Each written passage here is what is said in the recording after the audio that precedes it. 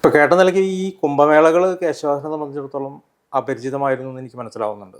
എങ്ങനെയാണ് ഈ പ്രയാഗ്രാജിലെ മഹാകുംഭമേളയിൽ പങ്കെടുത്തതും അതിൻ്റെ ഒരു അനുഭവം എന്തായിരുന്നു?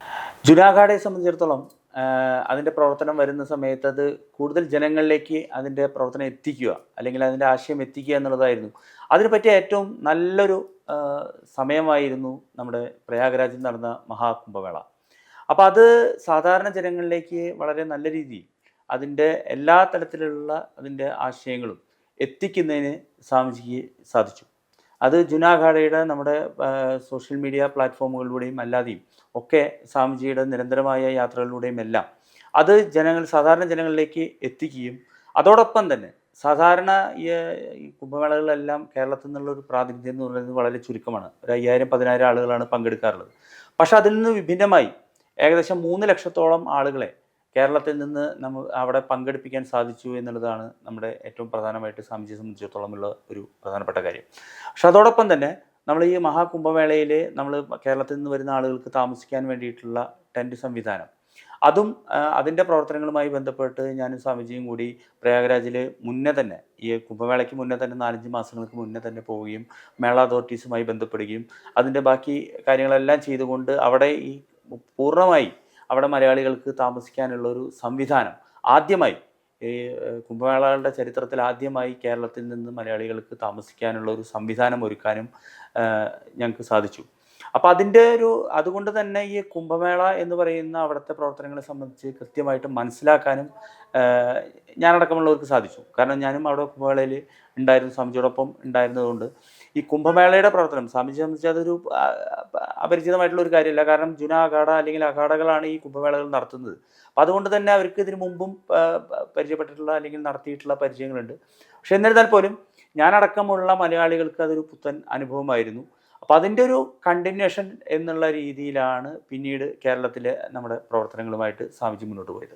ഇനി നമ്മുടെ തിരുനാവായ മഹോത്സവത്തിലേക്ക് വന്നാലേ അതിൻ്റെ തുടക്കത്തിൽ ചില സ്റ്റോപ്പ് മെമ്മോ വരികയും അതിൻ്റെ പ്രവർത്തനങ്ങൾക്ക് ചില തടസ്സങ്ങൾ ഉണ്ടാവുകയും ചെയ്തു. കേശവദാസ് പങ്കെടുത്ത സ്വാമിജി നടത്തിയ പത്രസമ്മേളനം ഞാൻ കണ്ടിരുന്നു.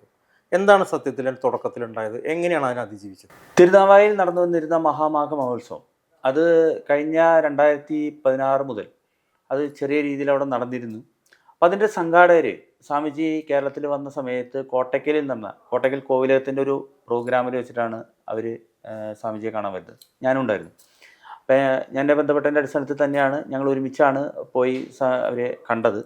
അപ്പോൾ സ്വാമിജിയായിട്ട് ഈ വിഷയം വളരെ വിശദമായിട്ട് അവർ ചർച്ച ചെയ്തു. ഇങ്ങനെ മഹാമാഘ മഹോത്സവം നടക്കുന്നുണ്ട്, അപ്പോൾ അതിൻ്റെ ഒരു മുൻപന്തിയിൽ സ്വാമിജിയുടെ നേതൃത്വത്തിലും ആവണം എന്നുള്ള രീതിയിലൊക്കെ അന്ന് പറഞ്ഞിരുന്നു.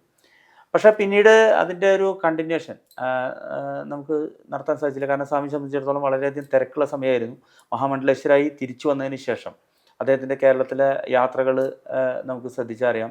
നിരന്തരം എന്നും പ്രോഗ്രാമുകളായിരുന്നു. അപ്പോൾ അതുകൊണ്ട് തന്നെ ഈ കാര്യത്തിൽ അത്രയധികം ശ്രദ്ധിക്കാൻ പറ്റിയിരുന്നില്ല. നവംബറിലാണ് വീണ്ടും ഇതിൻ്റെ ഭാരവാഹികൾ സ്വാമിജിയെ വന്ന് കാണുന്നതും ഈ വിഷയം നമ്മൾ ചർച്ച ചെയ്യുന്നതും. അപ്പം അന്ന് ഈ ഒരു നദീ ഉത്സവം എന്നുള്ള രീതിയിൽ ഇതിനെ നമുക്കൊരു കുംഭമേളയ്ക്ക് സമാനമായ രീതിയിൽ ഈ ഉത്സവത്തെ വളർത്തിയെടുക്കാൻ സാധിക്കും എന്ന ഒരു ആത്മവിശ്വാസവും അല്ലെങ്കിൽ ഒരു ദീർഘവീക്ഷണവും സ്വാമിജി അന്ന് സൂചിപ്പിച്ചിരുന്നു. അപ്പോൾ അതിൻ്റെ അടിസ്ഥാനത്തിലുള്ള ചില പദ്ധതികൾ അപ്പോൾ അദ്ദേഹം അന്നും പറഞ്ഞിരുന്നത് ഇപ്പോൾ തുടക്കത്തിൽ നമുക്കത്ര വിപുലമായിട്ട് ചെയ്യേണ്ടതില്ല, നമുക്ക് ഈ വർഷം അത് തുടങ്ങി വയ്ക്കാം, അടുത്ത വർഷം കുറച്ചും കൂടി വിപുലമായതിനു ശേഷം പിന്നീട് 2028 അത് വിപുലമായ രീതിയിൽ ഭാരതത്തിലെ മുഴുവൻ സന്യാസി പരമ്പരകളെയും ആചാര്യ പരമ്പരകളെ എല്ലാം ഉൾക്കൊള്ളിച്ചുകൊണ്ട് വിപുലമായ രീതിയിൽ ഒരു കുംഭമേളയ്ക്ക് സമാനമായ രീതിയിലുള്ള ഒരു വലിയ ദേശീയ നദീ ഉത്സവമായിട്ട് നടത്താം എന്നായിരുന്നു അന്ന് നമ്മൾ ആലോചിച്ചിരുന്നു, വിഭാവന ചെയ്തിരുന്നു. അപ്പോൾ അതിൻ്റെ ഒരു തുടക്കം എന്നുള്ള രീതിയിൽ നവംബറിൽ നമ്മുടെ അവിടെ ഒരു തിരുനാവായ കേന്ദ്രീകരിച്ചുകൊണ്ടൊരു യോഗം നടക്കുകയും അവിടുത്തെ സാധാരണ ആ പ്രദേശത്തുള്ള ആളുകളെ ഉൾപ്പെടുത്തിക്കൊണ്ടുള്ളൊരു സമിതി രൂപീകരിക്കുകയും ഒക്കെ ചെയ്തു. അതിൻ്റെ അടിസ്ഥാനത്തിൽ നമ്മളൊരു അപേക്ഷ നവംബറിൽ തന്നെ സമർപ്പിച്ചിരുന്നു ജില്ലാ ഭരണകൂടത്തിന്. ഈ ഒരു ആശയം മുന്നോട്ട് വന്ന സമയത്ത് തന്നെ അദ്ദേഹം മുന്നോട്ട് വെച്ച ഒരു പദ്ധതിയായിരുന്നു നദീപൂജ. അതായത് ഗംഗാ നദിയിൽ നടക്കുന്ന ഗംഗാ ആരതിക്ക് സമാനമായ രീതിയിൽ നിള ആരതി സംഘടിപ്പിക്കണം, അത് നമുക്ക് ഹൈലൈറ്റ് ചെയ്ത് കൊണ്ടുവരണം എന്ന രീതിയിൽ അദ്ദേഹം മുന്നോട്ട് വയ്ക്കുകയും ആ ആശയം ഏറ്റെടുക്കാൻ മോഹൻജി ഫൗണ്ടേഷൻ അടക്കം അന്ന് തയ്യാറായി. അപ്പോൾ അതുകൊണ്ട് തന്നെ അത് വരും എന്നുള്ളത് കൊണ്ട് തന്നെ ആളുകൾ അത്യാവശ്യം വരാൻ സാധ്യതയുണ്ട് എന്ന് മനസ്സിലാക്കിയിട്ട് നമ്മൾ ജില്ലാ ഭരണകൂടത്തെ സമീപിക്കുകയാണ് ആദ്യം ചെയ്തത്. ജില്ലാ ഭരണകൂടത്തിൽ ജില്ലാ കളക്ടറെ നേരിട്ട് നമ്മൾ സമീപിക്കുകയും അപേക്ഷ നൽകുകയും ഏകദേശം ഈ 16 ദിവസം നീണ്ടു നിൽക്കുന്ന ഈ മേളയിൽ ഏകദേശം ഒരു 10 ലക്ഷത്തോളം ആളുകൾ വരാൻ സാധ്യതയുണ്ട് എന്ന ഒരു സൂചന നമ്മൾ മുൻകൂട്ടി നൽകുകയും ചെയ്തു. നമുക്ക് അതിനെക്കുറിച്ചൊരു ധാരണ കൃത്യമായിട്ട് ഉണ്ടായിരുന്നില്ല. കാരണം എത്ര ആളുകൾ വരും എന്നുള്ളതിനെക്കുറിച്ചൊന്നും ഒരു കൃത്യമായ ധാരണ ഉണ്ടായിരുന്നില്ല. പക്ഷേ നമ്മൾ ഈ ഒരു നമ്മളെ മുൻകൂട്ടി തന്നെ ഒരു 10 ലക്ഷത്തോളം ആളുകൾ ഈ ദിവസങ്ങളിലായിട്ട് വരാൻ സാധ്യതയുണ്ട്. അപ്പോൾ അതിന് വേണ്ട അടിസ്ഥാന സൗകര്യങ്ങളെല്ലാം ഒരുക്കുന്നതിന് വേണ്ടി ജില്ലാ ഭരണകൂടത്തിൻ്റെ പൂർണ്ണമായിട്ടുള്ള പിന്തുണ വേണം എന്ന് ആവശ്യപ്പെട്ടുകൊണ്ടുള്ള ഒരു കത്ത് നൽകുകയാണ് ചെയ്തത്. കളക്ടർ അതിനെ സ്വാഭാവികമായിട്ടും നല്ല രീതിയിൽ സ്വീകരിച്ചു. പക്ഷേ അന്ന് ഈ പഞ്ചായത്ത് ഇലക്ഷൻ നടക്കുന്ന സമയമായതുകൊണ്ട് അതിൻ്റെ പ്രവർത്തനങ്ങളായിട്ട് മുന്നോട്ട് പോട്ടെ, അതിൻ്റെ ഇടയിൽ നമുക്ക് ഇതിൻ്റെ യോഗങ്ങളും നടപടികളായിട്ട് മുന്നോട്ട് പോകാമെന്ന് പറയും. അതിന് തുടർന്ന് 2 ആഴ്ച കഴിഞ്ഞതിന് ശേഷം ഒരു നവംബർ 19-ാം തീയതി ആണെന്നാണ് എൻ്റെ ഓർമ്മ, അന്ന് RDOൻ്റെ നേതൃത്വത്തിൽ പോലീസും RDO റവന്യൂ ഡിപ്പാർട്ട്മെൻറ്റും എല്ലാം കൂടിയിട്ടുള്ള ഒരു യോഗം നമ്മുടെ സംഘാടകരുമായി ചേർന്ന് യോഗം നടക്കുകയും ചെയ്തു. ആ യോഗത്തിൻ്റെ മിനിറ്റ്സും എല്ലാം നമ്മുടെ കയ്യിൽ ഉള്ളതാണ്. അപ്പം അതിൻ്റെ അടിസ്ഥാനത്തിൽ അന്ന് നമ്മൾ കുറേ നിർദ്ദേശങ്ങൾ പറഞ്ഞിരുന്നു, എങ്ങനെയാണ് നടക്കാൻ പോകുന്നതെന്നുള്ളതിനെ സംബന്ധിച്ച്, അതിൻ്റെ ക്രിയാപദ്ധതികളെ സംബന്ധിച്ച്, അതിൽ ആളുകൾ വരാനുണ്ടാവാനുള്ള സാധ്യതകളെ സംബന്ധിച്ച് എല്ലാം നമ്മൾ സൂചിപ്പിച്ചിരുന്നു. പക്ഷെ അന്നും നമുക്കും കൃത്യമായിട്ടുള്ള ഒരു ധാരണ ഇല്ലാത്തതുകൊണ്ട് പൂർണ്ണമായിട്ടുള്ള ഒരു വിവരം നൽകാൻ സാധിച്ചിരുന്നില്ല. പക്ഷെ പിന്നീട് ഈ ഭരണകൂടത്തിൻ്റെ ഭാഗത്തുനിന്ന് അല്ലെങ്കിൽ സർക്കാരിൻ്റെ ഭാഗത്തുനിന്ന് അതിൽ നിന്ന് നമുക്കിത് നടത്തേണ്ട ഒരു ഇന്നത്തെ സാഹചര്യത്തിൽ അത് വേണോ എന്നുള്ളൊരു പുനർവിചിന്തനം നടത്തണം എന്നാണ് നമ്മളോട് ആവശ്യപ്പെട്ടത്. പക്ഷെ നമ്മളത് മുന്നോട്ട് പോവുകയാണ് ചെയ്തത്. പക്ഷെ ഇതിൻ്റെ ഇടയിൽ എന്തുണ്ടായിച്ചാൽ നമ്മുടെ ഈ ഇത്തരം ഒരു പരിപാടി വരുന്നു എന്ന് മനസ്സിലാക്കിക്കൊണ്ട് അത് സോഷ്യൽ മീഡിയ വ്യാപകമായിട്ടത് ഏറ്റെടുത്തു. മുഖ്യധാരാ മാധ്യമങ്ങളെക്കാൾ ഉപരിയായിട്ട് സോഷ്യൽ മീഡിയയാണ് ഈ മഹാമക ഉത്സവത്തെ ഏറ്റെടുത്തത്. അപ്പോൾ അതുകൊണ്ട് തന്നെ വ്യാപകമായിട്ടുള്ള ഒരു പ്രചരണം, കേരളത്തിൽ കുംഭമേള നടക്കാൻ പോകുന്നു എന്നുള്ള രീതിയിലുള്ള ഒരു വ്യാപകമായ പ്രചരണം നടക്കുകയും ആളുകളുടെ റെസ്പോൺസ് പല ഭാഗത്തു നിന്ന്, കേരളത്തിൻ്റെ പല ഭാഗത്തു നിന്ന് മാത്രമല്ല, ഇന്ത്യയിൽ മാത്രമല്ല പുറം രാജ്യങ്ങളിൽ നിന്ന് പോലും വന്നു തുടങ്ങിയ സാഹചര്യത്തിൽ വീണ്ടും നമ്മൾ ജില്ലാ ഭരണകൂടത്തെ സമീപിച്ചു. അതിന് വലിയൊരു സ്വീകാര്യതയാണ് ലഭിക്കുന്നത്. ആളുകൾ ധാരാളം വരാൻ സാധ്യതയുണ്ട്, നമുക്ക് അതിന് വേണ്ട എല്ലാ സൗകര്യങ്ങളും ചെയ്തു തരണമെന്ന് ആവശ്യപ്പെട്ടു. പക്ഷെ അപ്പോഴും അവരൊരു മുഖം തിരിക്കുന്ന ഒരു സമീപനം, അത് ആ റിസ്ക് ഏറ്റെടുക്കാനുള്ള ഒരു ബുദ്ധിമുട്ടാണ് അവർ പറയുന്നത്. കാരണം ഇന്നത്തെ സാഹചര്യത്തിൽ ഇപ്പോൾ ഈ ഇലക്ഷനൊക്കെ കഴിഞ്ഞ സമയത്ത് ഉദ്യോഗസ്ഥന്മാരുടെ ബുദ്ധിമുട്ടുകളൊക്കെയാണ് അന്ന് അവർ പറഞ്ഞതെങ്കിലും, പക്ഷേ പിന്നീട് നമ്മൾ പ്രവർത്തനങ്ങളായിട്ട് നമ്മൾ മുന്നോട്ട് പോവുകയാണ് ചെയ്തത്. ഡിസംബർ ലാസ്റ്റായി, പിന്നെ ജനുവരി 16-ാം തീയതി നമുക്ക് തുടങ്ങേണ്ട ഒരു സാഹചര്യമാണ്. അപ്പോൾ അതുകൊണ്ട് തന്നെ ഡിസംബർ ലാസ്റ്റ് ആയതോടുകൂടി ഞങ്ങളുടെ പ്രവർത്തനങ്ങളുമായിട്ട് സംഘാടന സമിതി മുന്നോട്ട് പോയി. പുഴയിലേക്ക് ഇറങ്ങി, പുഴയിലെ പുല്ലുകളെല്ലാം നീക്കം ചെയ്ത് JCB അടക്കമുള്ള സാധനങ്ങൾ ഇറക്കി നമ്മൾ പ്രവർത്തനം തുടങ്ങി. പാലത്തിൻ്റെ ടെമ്പററി പാലം, കാരണം ഈ തിരുനാവായെ സംബന്ധിച്ചുള്ള ഏറ്റവും വലിയൊരു പ്രശ്നം എന്നുള്ളത് സ്ഥല പരിമിതിയാണ്. അപ്പോൾ എത്ര വലിയ ക്രൗഡ് വന്നാലും നമുക്കത് ഉൾക്കൊള്ളണമെന്നുണ്ടെങ്കിൽ ആ ക്രൗഡ് മാനേജ്മെൻറ്റിൻ്റെ ഭാഗമായിട്ട് അത് പുഴയിലേക്ക് ഇറക്കിയാൽ മാത്രമേ അത് സാധിക്കൂ എന്നുള്ളത് കൊണ്ട് നമ്മളതുമായിട്ട് വളരെ മുന്നോട്ട് പോയി. അതിൻ്റെ ഇടയിലാണ് ഈ സ്റ്റോപ്പ് മെമ്മോ റവന്യൂ ഡിപ്പാർട്ട്മെൻറ്റിൻ്റെ ഭാഗത്തു നിന്ന് വരുന്നത്. ഈ പാലം പണിയുമായി ബന്ധപ്പെട്ടുള്ള സ്റ്റോപ്പ് മെമ്മോ വന്ന സമയത്ത് നമ്മൾ ബന്ധപ്പെട്ടിരുന്നു, നമ്മളതുമായി മുന്നോട്ട് പോവുകയാണെന്ന് പറഞ്ഞു.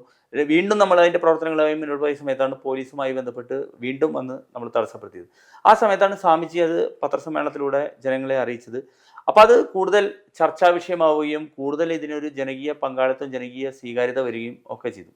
എന്തു വന്നാലും ആ പരിപാടി നടത്തും എന്നുള്ള ഒരു ഘട്ടം വന്ന സമയത്താണ് നമ്മൾ സ്വാമിജി തന്നെ നേരിട്ട് തിരുവനന്തപുരത്ത് പോവുകയും ബഹുമാനപ്പെട്ട DGP അല്ലെങ്കിൽ ദേവസ്വം മന്ത്രി എല്ലാവരെയും നേരിട്ട് കാണുകയും ഇതിന് വേണ്ട പിന്തുണ ആവശ്യപ്പെടുകയും ചെയ്യുകയാണ് ചെയ്തത്.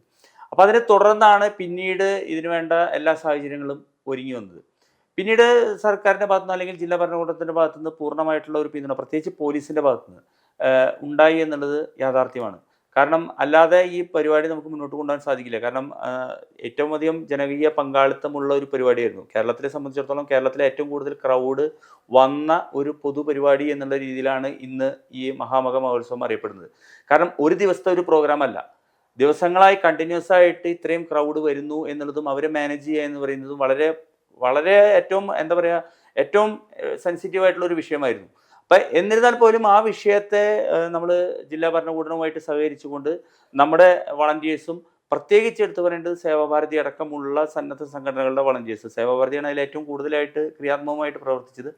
സേവാഭാരതി അടക്കമുള്ള മുഴുവൻ സന്നദ്ധ പ്രവർത്തകരുടെയും അത്രയും നല്ല രീതിയിലുള്ള ഒരു പ്രവർത്തനത്തിൻ്റെ ഭാഗമായിട്ട് മാത്രമാണ് നമുക്കത് പരിപാടി ഒരു പ്രശ്നവുമില്ലാത്ത രീതിയിൽ, അതെയും ഇത്രയും ക്രൗഡ് വന്നിട്ടും യാതൊരു പ്രശ്നവുമില്ലാത്ത രീതിയിൽ നമുക്കത് അവസാനിപ്പിക്കാൻ സാധിച്ചത്. ഈ തിരുനാവായ മലപ്പുറം ജില്ലയിലാണ്. മലപ്പുറം ജില്ലയിൽ ഇത്തരത്തിലുള്ളൊരു കുംഭമേള നടന്നാൽ ആകെ പ്രശ്നമായിരിക്കും, പുഴ മലിനപ്പെടും, ജനങ്ങൾക്ക് ക്രമസമാധാന പ്രശ്നം ഉണ്ടാവും. ഈ രീതിയിൽ ഒരുപാട് ദുർവ്യാഖ്യാനങ്ങളും ദുഷ്പ്രചരണങ്ങളും ഓൺലൈൻ മാധ്യമങ്ങളിൽ വന്നിരുന്നു. എന്തായിരുന്നു ആ അവിടുത്തെ പ്രാദേശിക ജനത എങ്ങനെയാണ് ഈ മഹോത്സവത്തോട് പ്രതികരിച്ചത്? മലപ്പുറം, പ്രത്യേകിച്ച് തിരുനാവായ ഒരു മുസ്ലിം ഭൂരിപക്ഷ പ്രദേശമാണ്, അതെല്ലാവർക്കും അറിയാവുന്നതാണ്. അതുകൊണ്ട് തന്നെയായിരുന്നു ഈ ഒരു സോഷ്യൽ മീഡിയ വഴി ഇത്തരം ആരോപണങ്ങളെല്ലാം ധാരാളം നടന്നിരുന്നത്. പോസിറ്റീവായിട്ട് നടക്കുന്നതിൻ്റെ ഒപ്പം തന്നെ നെഗറ്റീവായിട്ടുള്ള പ്രചരണങ്ങളും ഇതിനെതിരെ നടന്നിരുന്നു.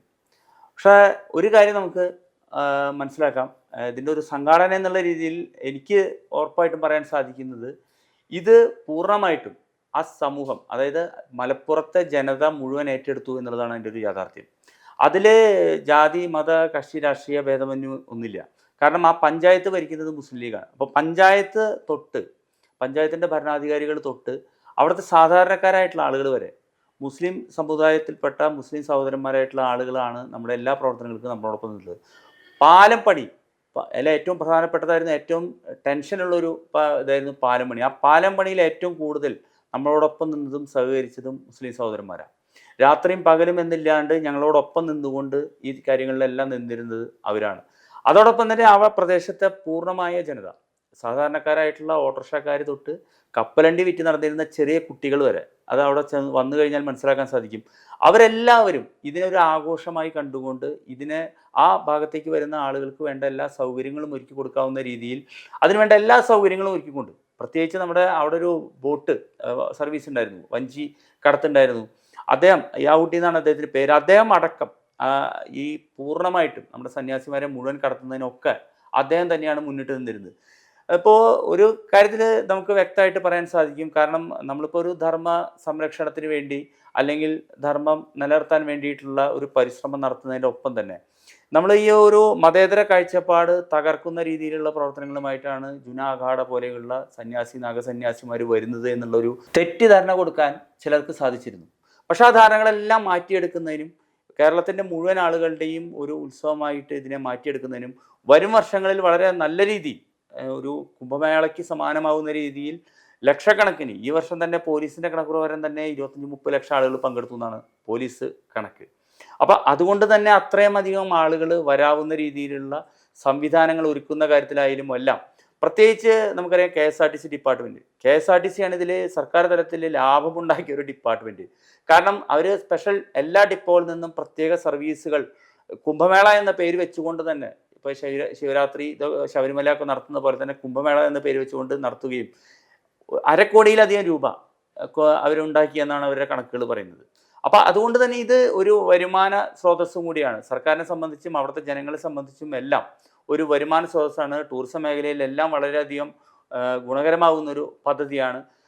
കേന്ദ്ര സർക്കാരിൻ്റെ അടക്കം ധാരാളം പദ്ധതികൾ കൊണ്ടുവരാവുന്ന ഒരു കാര്യമാണ്. അതുകൊണ്ട് തന്നെ ജനങ്ങൾക്ക് ഏറ്റവും ഉപകാരപ്പെടുന്ന ഒരു ഉത്സവം എന്നുള്ള രീതിയിൽ തന്നെ സനാതന ധർമ്മ സംരക്ഷണത്തിന് വേണ്ടി ഒപ്പം നിൽക്കുന്നതിൻ്റെ ഒപ്പം തന്നെ സാധാരണ ജനങ്ങളുടെ ജീവിത നിലവാരം ഉയർത്തുന്ന രീതിയിൽ കൂടി ഈ ഉത്സവം വളർന്നു വരും എന്നുള്ള കാര്യത്തിൽ യാതൊരു സംശയമില്ല. അത്തരം ഒരു ദീർഘവീക്ഷണത്തോടു കൂടിയിട്ടുള്ള കർമ്മ പദ്ധതികളാണ് സ്വാമിജിയുടെ നേതൃത്വത്തിൽ, മഹാമണ്ഡലേശ്വര ആനന്ദവനം ഭാരതിയുടെ നേതൃത്വത്തിൽ നടപ്പിലാക്കാൻ ഉദ്ദേശിക്കുന്നത്. അപ്പോൾ അതിനെല്ലാവരുടെയും പൂർണ്ണമായിട്ടുള്ള സഹകരണം തുടർ വർഷങ്ങളിലും ഉണ്ടാകണം എന്നുള്ള ഒരു അഭ്യർത്ഥന മാത്രമാണ് ഈ അവസരത്തിലുള്ളത്. തിരുനാവായ മണപ്പുറത്ത് നടന്ന ഈ മാഘോത്സവം വരും വർഷങ്ങളിൽ ആ നദിയുടെ ഇരുഭാഗങ്ങളിലേക്കും കിഴക്കോട്ടും പടിഞ്ഞാട്ടും അതിൻ്റെ ഘട്ടുകൾ ഗംഗാനദിയെ പോലെ തന്നെ പ്രയാഗിലെ പോലെ തന്നെ വിവിധ ഘട്ടുകളിലേക്ക് നീളുകയും കോടിക്കണക്കിന് ആളുകൾ ഇവിടെ സംഗമിക്കുകയും ചെയ്യുന്നു എന്നുള്ളത് ഈ കഴിഞ്ഞ മാമാങ്കത്തിൻ്റെ അല്ലെങ്കിൽ മഹാമകത്തിൻ്റെ കാഴ്ചകൾ കണ്ടവർക്ക് ബോധ്യമാണ്.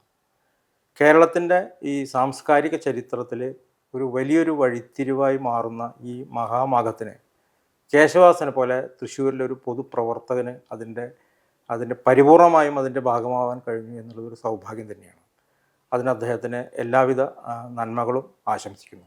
ജീവിതത്തിൻ്റെ വസന്തകാലത്ത് തൻ്റെ എതിർചേരിയിൽ നിന്ന ഒരു സതീർത്ഥ്യൻ പിൽക്കാലത്ത് ഗുരുസ്ഥാനീയനായിട്ട് വരികയും അദ്ദേഹത്തിൻ്റെ ആത്മീയ ദൗത്യത്തിൻ്റെ ഭാഗമാകാൻ സാധിച്ച അങ്ങ് മഹാഭാഗ്യവാൻ തന്നെ. അങ്ങയുടെ പൊതുപ്രവർത്തനത്തിന് എല്ലാവിധ ഭാവങ്ങളും നേരുന്നു.